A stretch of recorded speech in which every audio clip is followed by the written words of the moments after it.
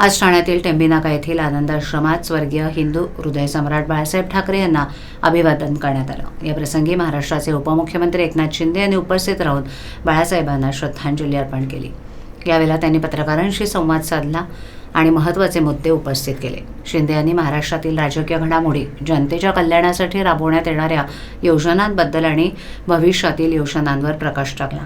शिंदे यांनी सांगितलं की बाळासाहेब ठाकरे यांची विचारधारा ही आमच्यासाठी प्रेरणादायी आहे। त्यांच्या विचारांवर चालत आम्ही महाराष्ट्राच्या विकासासाठी काम करतो। या कार्यक्रमाला मोठ्या प्रमाणावर लोक उपस्थित होते।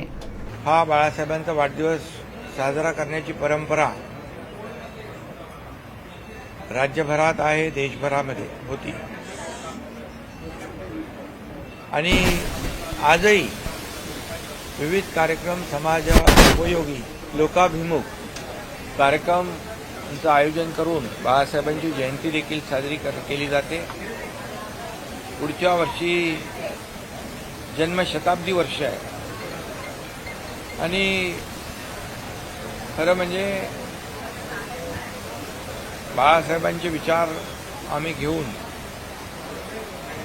त्यांच्या विचारांनी प्रभावित होऊन अनेक कार्यकर्ते शिवसेनेत आले, शिवसेनेमध्ये काम केलं।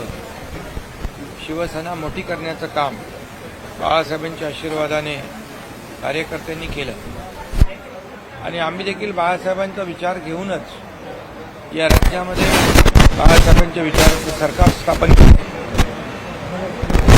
आणि आपल्या सगळ्यांना माहिती आहे, आपण सगळे साक्षीदार आहात, महाराष्ट्रातली जनता साक्षीदार आहे की सत्तेच्या 2.5 वर्षामध्ये महायुतीच्या कारकिर्दीमध्ये बाळासाहेबांना अपेक्षित असलेलं 80% समाजकारण आणि 20% राजकारण आम्ही केलं।